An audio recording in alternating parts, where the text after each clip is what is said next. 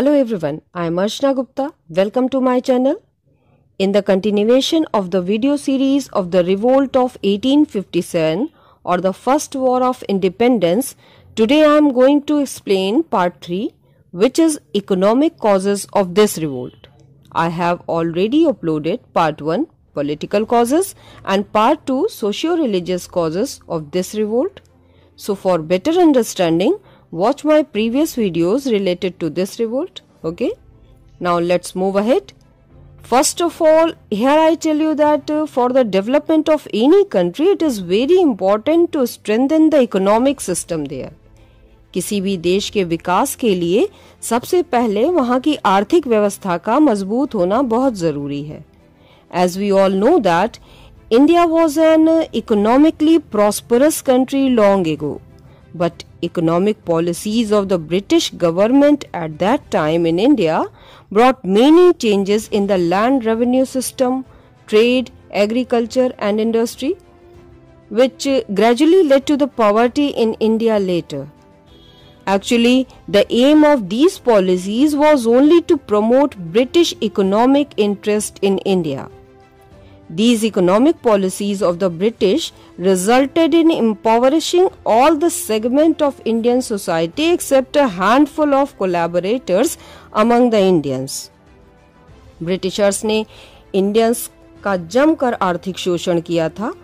उन्होंने भारत में लूट मार करके धन प्राप्त किया और उस धन को इंग्लैंड भेज दिया.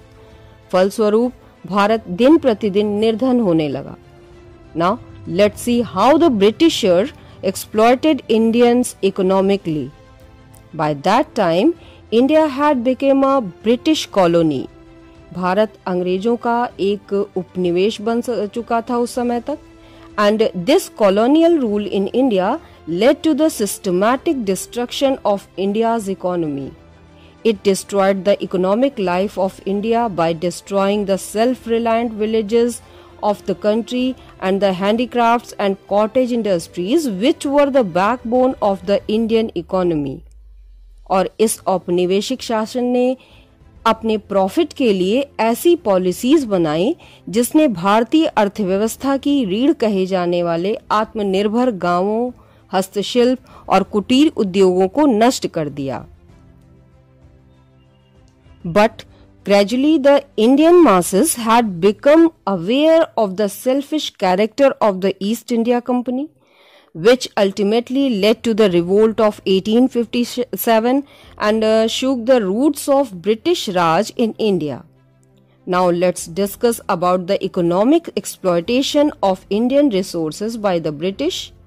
They exploited the economic resources of India and enriched themselves at the cost of Indians. Under the British rule, there was a severe deterioration of the condition of Indian agriculture. British rule के अंतर्गत भारतीय कृषि की काफी क्षति हुई.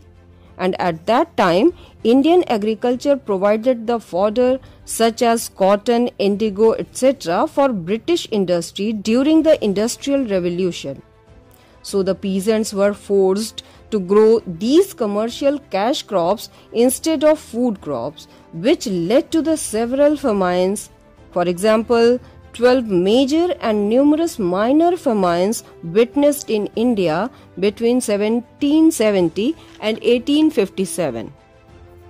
उस समय ब्रिटिशर्स ने अपने प्रॉफिट के लिए किसानों को खाद्य फसलों या अनाज उगाने के बजाय व्यापारिक नकदी फसलों जैसे कॉटन, इंडिगो इत्यादि उगाने के लिए बाध्य किया, जिसके कारण 1770 एंड 1857 के बीच भारत में लगभग 12 बड़े व छोटे अकाल देखे गए.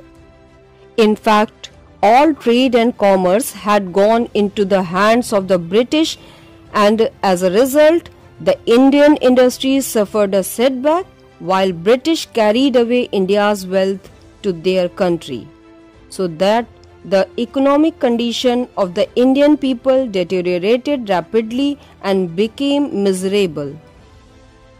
एक तरह से देखा जाए तो कृषि के साथ साथ सभी तरह के व्यापार एवं उद्योग ब्रिटिशर के हाथों में चले गए थे, जिसका यूज उन्होंने अपनी कंट्री को समृद्ध बनाने के लिए किया. फलस्वरूप भारतीय अर्थव्यवस्था पर इसका बुरा प्रभाव पड़ा। Along with this, the English subordinated the Indian economy to the interest of British trade and industry. That is why Indian industries began to decline. As the silk and cotton goods could not compete in the markets because heavy duties were imposed on them in Britain. On the other hand, British goods were imported into India at a nominal duty.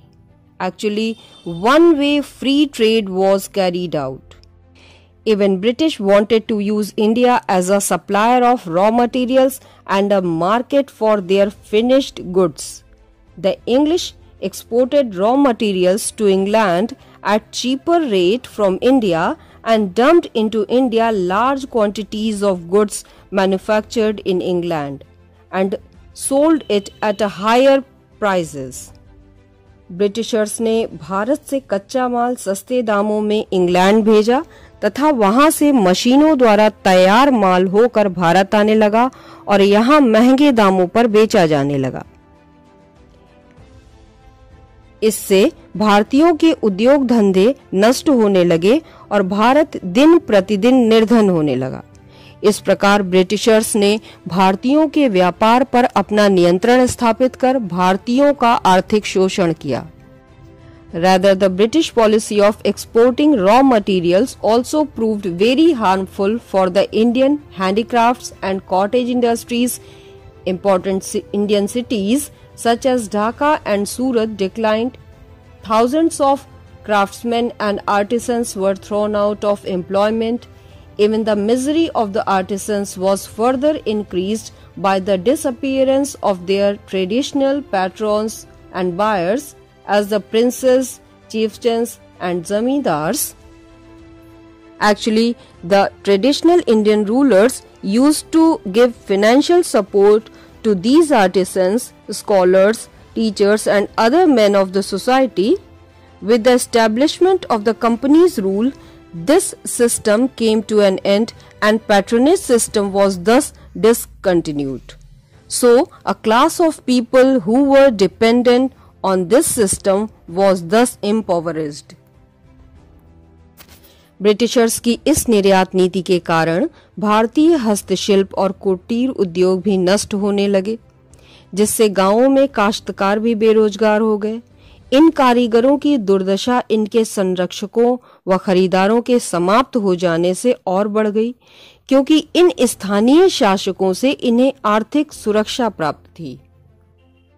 Now, let's look at the next reason, which is discontent among the Jagirdars and Zamindars. So, first attack on the Indian aristocracy came during the time of Lord William Bentinck. To improve the economic condition of the company, he declared that the so-called revenue-free land of the landlords would be discontinued and those lands were brought under land revenue system. Lord William Bentinck ने tax free एवं इनाम में दी गई जागीर भी छीन ली तथा जमीनों पर भी टैक्स लगा दिया। The next attack came in 1852 when the Iman Commission asked the landlords for original papers of their lands. The failure to provide the necessary papers led to the confiscate of almost 20,000 estate, and these lands were put to public auction for the highest bidder. And eventually those lands were purchased by the merchants and the rich people who had no experience of managing the estate and sympathy for the peasants. 1852 में बंबई के ईमान आयोग ने भूमि मालिकों द्वारा जरूरी कागजात न उपलब्ध कराए जाने की दशा में लगभग 20,000 जागीरें जब्त कर ली, अतः कुलीन वर्ग में असंतोष बढ़ने लगा। The Awadh talukdars had a special grievance against the company. They lost their holdings under company's new revenue system. Lord Dalhousie annexed Awadh on the pretext of misgovernment. The army of the Nawab of Awadh was also disbanded. The soldiers lost their means of livelihood, and it caused widespread resentment not only among the landed aristocracy but also caused great havoc to a larger section of the middle class people. Company की नई राजस्व प्रणाली की वजह से अवध के तालुकदारों ने भी अपनी जमीनें खो दी। लॉर्ड डलहौजी ने अवध को भी कुशासन का आरोप लगाकर हड़प लिया, वहां की सेना को भी भंग कर दिया, जिससे बहुत से सैनिक बेरोजगार हो गए और उनमें ब्रिटिश के खिलाफ असंतोष भर गया। Under the economic causes, now let's talk about high rates of taxation. British government had divided the entire India into 3 taxation system: zamindari or permanent settlement, रेवतवारी system and mahalwari system. Britishers ने किसानों की दशा सुधारने के नाम पर स्थायी बंदोबस्त, रैयतवारी एंड महालवारी प्रथा लागू की। जमींदारी और permanent settlement was introduced by Cornwallis in 1973. According to this system, the land rights of the peasants were taken away and given to zamindars, who were declared as the owner of the land, while the status of the cultivators was reduced to that of the tenants. Zamindar was required to pay a fixed amount of revenue to the government every year within a specified time. Zamindari system के अंतर्गत एक जमींदार appoint कर दिया जाता था और किसानों का भूमि संबंधी अधिकार जमींदार को देकर उसे ओनर बनाकर टैक्स कलेक्ट करने को कहा जाता था और उसकी खुद की जमीनें टैक्स फ्री कर दी जाती थीं। ये परमानेंट सेटलमेंट सिस्टम बंगाल में चलाया गया था, जिसे कॉर्नवालिस ने चलाया था on the recommendation of the John Shore. In 1799 landlords were empowered to evict the tenants and also confiscate their property for non-payment of their dues to the landlords. समय पर टैक्स न चुका पाने वाले किसानों की भूमि को जब्त कर लिया जाता था या नीलाम कर दिया जाता था, and this led to the oppression of the cultivators at the hands of the company and zamindars. Rayatwari system was devised by Captain Alexander Reed and Thomas Munro and introduced by the latter when he was governor of Madras, and this system was prevalent in most of the southern India.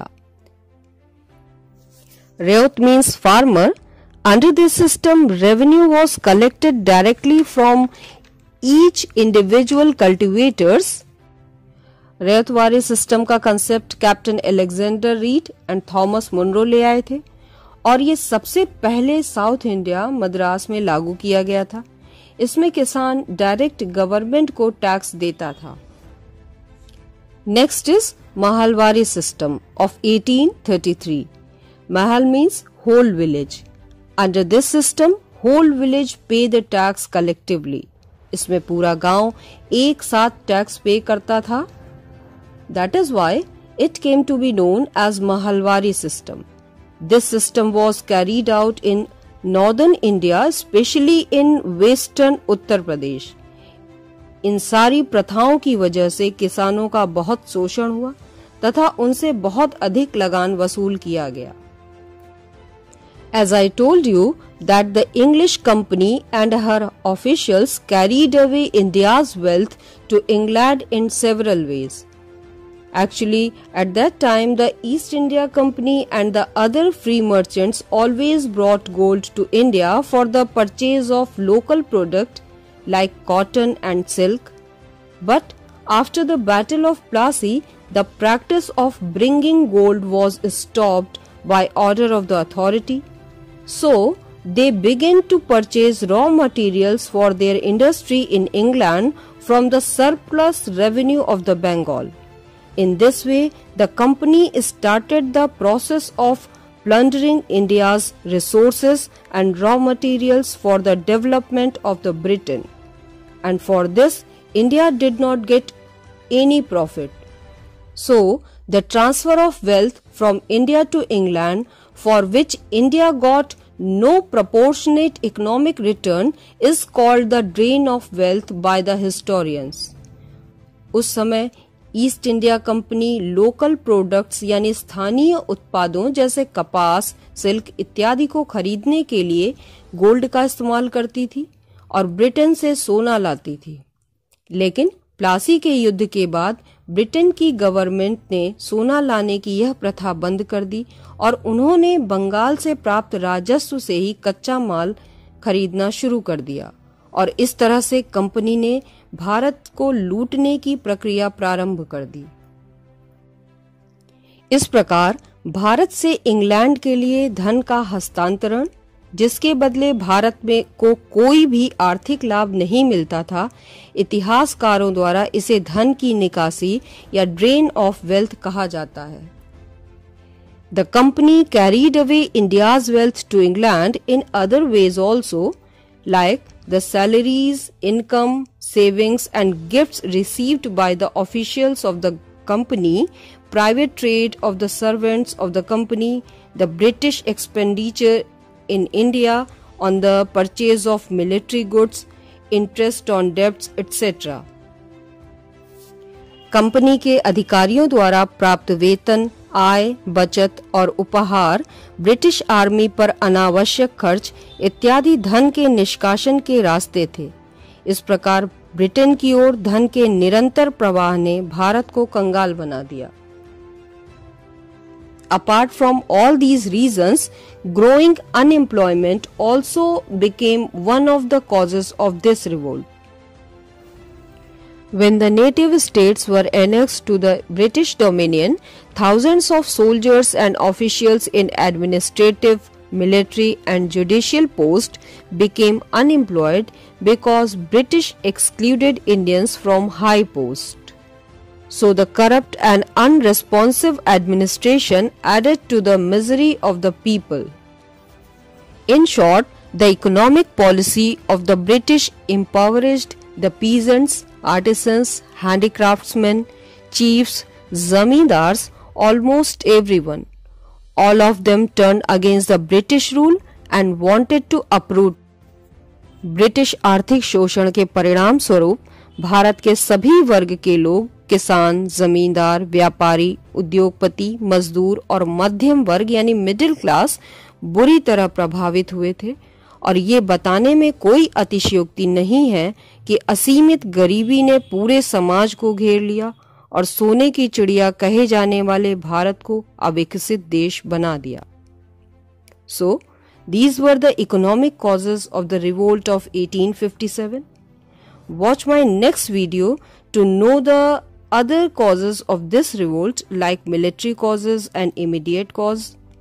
So, don't forget to like and subscribe my channel. Thanks for watching. Keep learning and keep